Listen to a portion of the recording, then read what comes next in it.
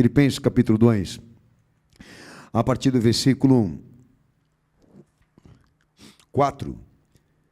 A igreja está comigo? Amém. Não tenha cada um em vista o que é propriamente seu, senão também cada qual o que é dos outros. Tende em vós o mesmo sentimento que também houve em Cristo Jesus, pois ele, substituindo a forma de Deus, em forma de Deus, não julgou com usurpação o ser igual a Deus. Antes, a si mesmo, se esvaziou, assumindo forma de servo, tornando-se em semelhança de homens e reconhecido em figura humana. A si mesmo se humilhou, tornando-se obediente até a morte e morte de cruz, pelo que também Deus o exaltou, sobremaneira que lhe deu um nome que está acima de todo nome. Bom, todos sabem que é uma coisa que a gente repete muito aqui de púlpito, amém? Dadas as circunstâncias e a situação desse mundo, dificilmente a gente consegue encontrar algum lugar onde o Evangelho do Senhor venha, né? E esteja sendo testemunhado da forma legítima. A gente vive essa complicação, parece que a cada dia mais ela se agrava, e eu acredito que a igreja fiel, a igreja de Cristo, como nunca, ela deve estar preparada e revestida para suportar inúmeras coisas que, na verdade, nós vamos precisar enfrentar aí na frente. Mas, obviamente, do que diz respeito o quê? A lealdade, a fidelidade da nossa confissão com Cristo. Porque sabemos que o evangelho que nós ensinamos aqui a essa igreja veio diretamente do Senhor e pela autoridade dele se sustenta. Nós não discursamos e não falamos aqui nada que não esteja confirmado nele, que não tenha a sua identidade ministerial. E quando eu falo identidade ministerial, me refiro à encarnação dele. Então, eu queria dizer aos amados irmãos que dificilmente alguns de vocês aqui vão conseguir suportar essa pressão social e política que está ali fora, e já muito organizada, se vocês não estiverem firmes em Cristo e na palavra dele. Eu acredito que muitas coisas que o pastor eu vou falar aqui, os irmãos já saibam, já dominam, já entendem, já compreendem, não vou dizer todos, tá? Mas são poucos aqueles que estão firmados. Porque um dos sinais mais evidentes para mim, de que nós temos uma igreja aqui de Cristo entre vocês, é dado ao avanço e o progresso de vocês para o ministério, para o testemunho pessoal e público, tá? Porque aqueles que realmente estão firmes em Cristo atuam como instrumento redentivo dele, que é exatamente isso que Paulo está entrando no mérito aqui. Nós somos instrumentos da parte de Cristo para levar o que é dele em progresso, e com almas e com consciência. E muitos de vocês que estão aqui precisam entender que esse avanço, que esse progresso ministerial na tua vida deve existir como comprovação de que ele existe também. Então, muita gente fica sustentando a confissão em Cristo, respaldado e sustentado na visão institucional, quando não muito afetiva, porque muita gente se apega muito com as pessoas e na relação pessoal dentro da igreja, e não é isso que evidencia, que transmite, que expressa a igreja de Cristo. A igreja de Cristo é uma unidade ministerial e instrumento ministerial dele na terra para ser a sua continuidade. Então, ou seja, tudo aquilo que ele foi na encarnação, em ministério, a igreja segue no plano de dar a sua continuidade. Então, eu não estou pondo em dúvida a tua salvação, mas questiono que você seja cristão. Então, é muito importante que essas evidências venham a você. E aqueles que estão me ouvindo pela internet também. E não importa se é com igreja ou sem igreja, você precisa ser o que ele quer. E atender com convicção inteiramente o chamado dele. Você não pode continuar, entendeu? Acreditando que está dentro de uma igreja, ouvindo alguma coisa sobre ele, vai te tornar e te reconhecer como cristão. Porque o que te reconhece e me reconhece como obra dele é a unidade dele, da vida dele, como também os seus frutos, como também os seus atributos, e atributos e frutos que são ministeriais. Amém? Que não tem nada a ver com patrimônio. Bom, o Senhor me deu esse texto para trabalhar hoje aqui, não foi tema não, mas foi esse texto, e ele me deu o versículo 4 do capítulo 2. que Paulo entra ali numa definição do reino em Cristo, de considerar o próximo acima de nós mesmos. Eu queria, antes de entrar nesse ponto dele, tratar o versículo 5 adiante. Por quê? Porque quando ele entra no versículo 5, ele coloca o exemplo de Cristo, como também da sua vida, como um padrão absoluto para a igreja, no que diz respeito à imitação e incorporação. A ciência que nós obedecemos, como também usamos para nos instruir no que diz respeito ao chamado de Deus, ou no que diz respeito fé, a raiz disso, a centralidade disso é tudo que Jesus foi na sua verdadeira humanidade e ministério. Então, eu queria começar por esse texto aqui, Mateus capítulo 7, versículo 3 ao 14. Vamos lá. Entrai pela porta estreita, porque larga é a porta e espaçoso o caminho que conduz à perdição, e muitos são os que entram por ela. E porque estreita é a porta e apertado o caminho que leva à vida, e poucos há que a encontrem. Texto que os amados já conhecem, mas guarda aí. Um outro que eu tenho, que está na sequência aí, versículo 24 ao 27. Todo aquele, pois, que escuta estas minhas palavras e as pratica, assemelhá-lo-ei ao homem prudente que edificou a sua casa sobre a rocha. E desceu a chuva, correram rios, assopraram ventos e combateram aquela casa e não caiu, porque estava edificada sobre a rocha. E aquele que ouve estas minhas palavras e não as cumpre, compará-lo-ei ao homem insensato, que edificou a sua casa sobre a areia. E desceu a chuva, correram rios, assopraram ventos e combateram aquela casa e ela caiu, e foi grande a sua queda. Amém. Só queria lembrar aos irmãos que eu não entrei ainda no versículo 5 adiante de Filipenses. Tá? Eu vou retomar de novo essa leitura com os irmãos para vocês não se perderem. São duas referências importantes da parte do nosso Senhor que deixam claro que Ele não assumiu só a autoridade de ser o Salvador, mas de ser o modelo da norma de conduta de fé. Ele está deixando claro aí, num texto e no outro, tá? Que Ele chama aquele que queira se salvar. Nele, Ele chama na responsabilidade de que tudo que venha a ser construído a nível de salvação, a partida, o fundamento, o modelo, o instrumento disso seja Cristo, seja Ele mesmo. Então, a autoridade aí que define as regras de fé é Ele e a vida dele. Tudo parte dele e é para Ele, no que diz respeito ao processo da fé redentiva, ou redenção. Aí o Senhor, no texto de Mateus 7, 3 ao 14, ele deixa claro o quê? Que estreito é o caminho e apertado que conduz à salvação. A definição dele é o caminho e a porta. Aí foi o testemunho dele, é o testemunho dele. É o que ele percorreu, é o que ele viveu. É a sua atividade ministerial e messiânica. Ok? Como lá em João 10 ele fala que a porta que ele entrou, as ovelhas também vão entrar. Mas o que ele deixa claro nesse texto?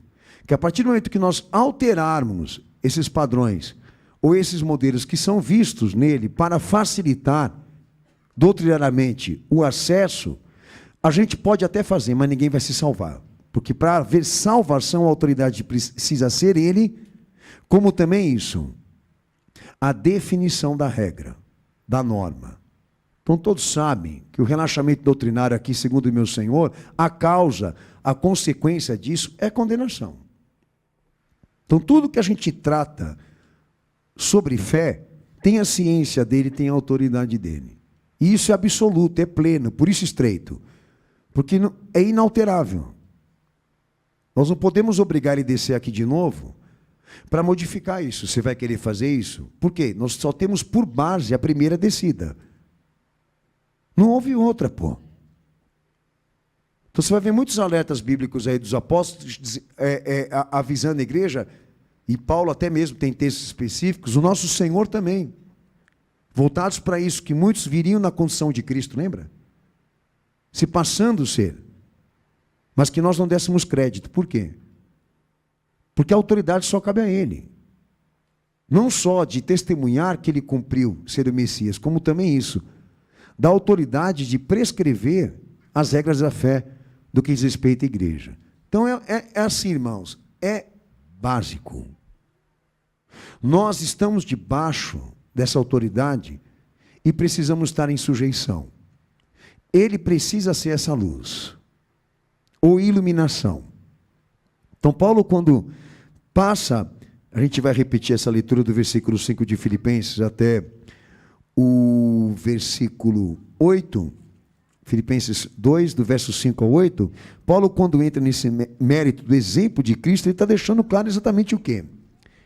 Que ele não é só Senhor e Salvador das nossas vidas. Ele é o caminho. Ele é o passo da fé. Ele é a trajetória da nossa consagração.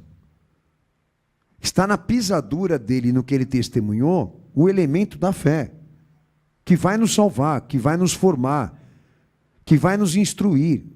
O pastor é ele. Né? Nós só somos o quê? Co-pastores. O pastor é ele. O pastor é aquele que deu a vida pelas suas ovelhas. Então, qualquer conflito doutrinário que surja dele, nós temos um conflito direto com ele. Porque entende-se que a palavra ali é dele. E foi passada por ele e testemunhada por aqueles que estavam no centro da sua revelação e encarnação. Então nós não podemos brincar com isso aqui. Então cada detalhe da nossa fé com Cristo precisa ter a essência dele, a personalidade dele, a vontade dele, precisa ter o seu exemplo. Vamos retomar a leitura então. Filipenses capítulo 2, do verso 5 até o 8. De sorte que haja em vós o mesmo sentimento que houve também em Cristo Jesus, que sendo em forma de Deus, não teve por usurpação ser igual a Deus, mas fez a si mesmo de nenhuma reputação, tomando a forma de servo, fazendo-se semelhante aos homens, e achado na forma de homem, humilhou-se a si mesmo, sendo obediente até a morte e morte de cruz. Amém. Então Paulo está apontando elementos que estão na encarnação e na atividade de Cristo que a igreja precisa imitar, que ela precisa incorporar, que ela precisa reconhecer e assumir por responsabilidade o quê? Obediência. E ele cita 3 coisas aí importantes. Primeiro, a natureza divina do Senhor, que não tem só uma importância para a nossa confissão do que diz respeito àquilo que sabemos sobre ele, da sua impecabilidade, da sua origem, da sua pré-existência. A natureza que Paulo cita aí sobre o nosso Senhor, por ele ser o Filho de Deus, também define. Ele não abriu mão da sua identidade divina, de filho, quando esteve aqui, mas abriu mão de ser exaltado. Ele ensinou isso. Que a causa aqui não é para quem quer se exaltar. A causa aqui é para quem quer se humilhar. A causa aqui não é para aquele que quer servir a si mesmo. A causa aqui, redentiva, é para aquele que quer servir. Isso vem direto dele. Paulo só está apontando. Olha, foi isso que o Senhor nos testemunhou. Ele que poderia ter requerido ser Deus ali, nos momentos mais graves e difíceis dele como homem, e ele não exigiu isso. Coisas que são de seu direito, de sua natureza, glória. Mas ele não quis se exaltar por quê? Porque ele assumiu a posição de servo. Sendo ele servo, para que nós pudéssemos ter o benefício da salvação, existe alguém aqui que vai ser dono de alguma coisa? Não vai ser.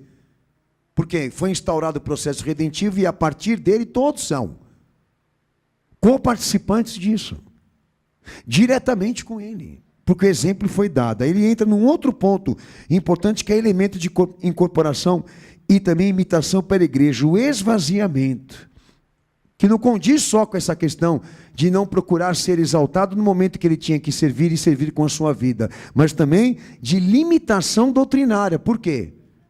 Porque ele tinha que obedecer a uma vontade suprema e não a sua própria. Obediente e obediente até a morte da cruz. E a cruz já é sofrimento. Ele estava limitado, como essa igreja está, doutrinariamente. E entenda, eu não estou falando limitação numa questão de que ele estava se sentindo obrigado a fazer aquilo. Não. Ele deixou muito claro que ele amou fazer isso. E se dispôs a fazer isso. Estou querendo dizer o seguinte, ele estava debaixo de um regime de fé. Debaixo de uma ordenação. e a ordenação e a vontade ali não era ele mesmo.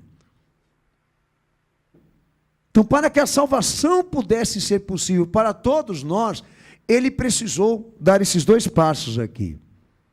Não querer a sua exaltação, não fazer questão da exaltação, mas do serviço, como também isso, se sujeitar às regras da qual o seu Pai e Pai Celestial o colocou para ser Messias.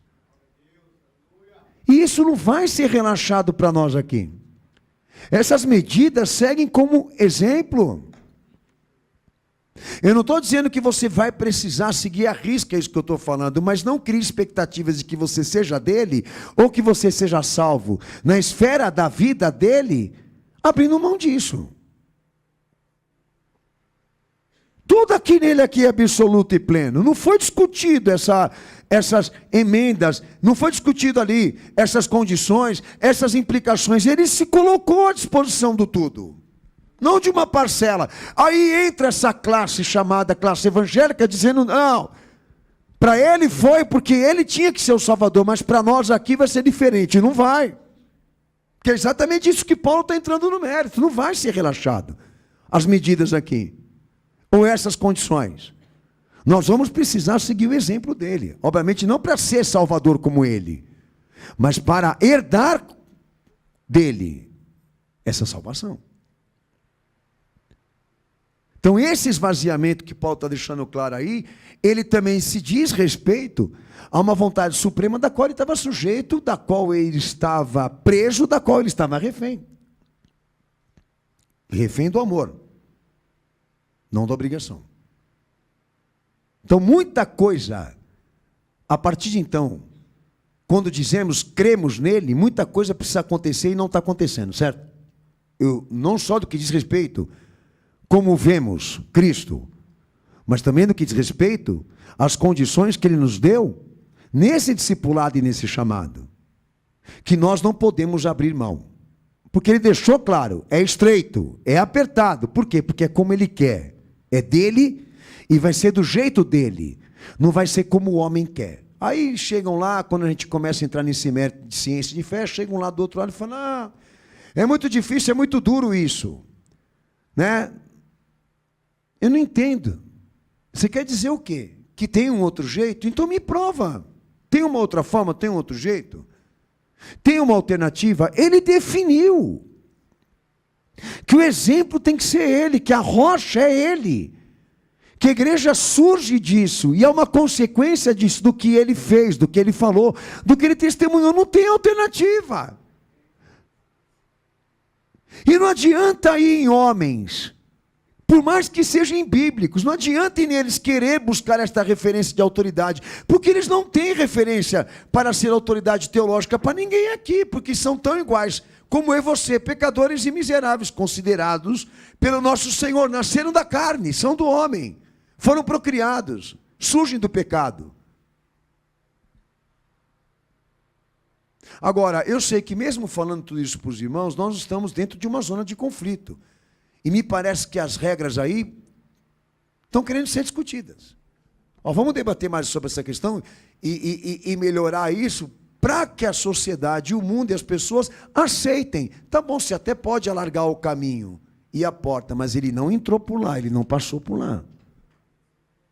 Você não viu ele lá.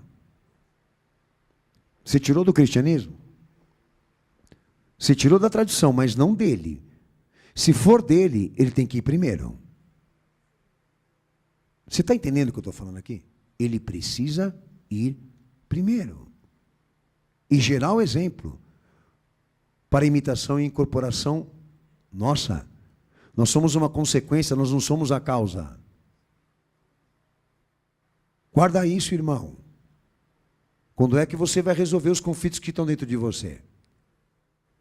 Quando é que você vai ter força para batalhar contra aquilo que está, com aquilo que está dentro de você, que te coloca contra Cristo e contra a autoridade dele? Eu quero consertar uma ideia aqui. Não existe doutrina de igreja. Fala, não existe doutrina de igreja. Está aqui, caramba. A doutrina não sai da igreja, sai dele. Ah, não, mas porque Paulo? Ah, não, mas porque Pedro? Você está maluco? Que esses caras iam assumir a posição de gerar o seu próprio evangelho, e por mais que Paulo tenha usado o termo, ele não quis dizer o evangelho redentivo, ele quis dizer o evangelho administrativo, que de fato a igreja começou com eles. O modelo operacional e ministerial.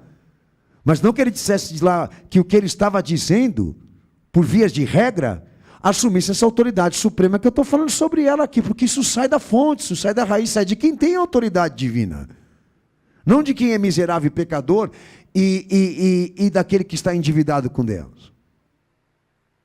Então nós precisamos, irmãos, e são muitos esses apelos que chegam aqui nesse altar, nós precisamos resolver as nossas implicações e discordâncias doutrinárias. E precisamos chegar a uma opinião absoluta e plena daquilo que pensamos e queremos viver com Cristo. Pelo menos aqui nesse cenáculo. Eu não vou exigir isso lá de fora, mas espero que aqui dentro a gente não tenha problema. E um outro ponto que Paulo aponta aí, né? Sendo obediente até a morte da cruz, ele fala da humilhação na obediência. E quando ele entra nesse terceiro ponto de imitação e incorporação da igreja com Cristo, ele deixa claro que isso está na pregação do nosso Senhor. O viver ali por ele também é o morrer. Se precisar morrer, morreremos. O viver também é morrer. Para ele foi. E para as demais comunidades iniciais também foi. Agora não, vamos relaxar. A cruz foi o nível máximo da obediência desse Senhor, como também foi da primeira igreja. Mas agora, o que a gente faz? Para evitar esse tipo de humilhação e morte resultante da fé, vamos fazer uma negociação política lá com o Estado, ou colocar pessoas de dentro da igreja, dentro do Estado, para garantir isso, que a gente tenha liberdade constitucional, religiosa e confessional. É esquema, pô! A perseguição e o ódio por sermos dele não pode ser evitada. Ele é natural num mundo como esse. Agora você quer usar o Estado em tua defesa num momento onde ele não usou e os demais discípulos também não, como também a primeira igreja não.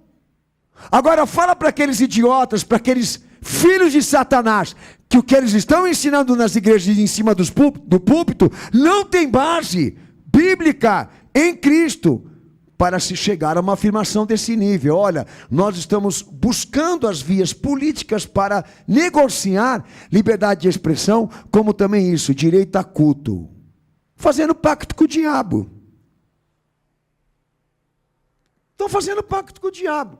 Porque qualquer um deles que chamar para debate, eles não vão conseguir provar em Cristo algum momento que ele tenha usado o Estado em seu favor, para não ser alvo de críticas ou de condenação, porque ele foi condenado pelas mesmas razões que a primeira igreja também foi.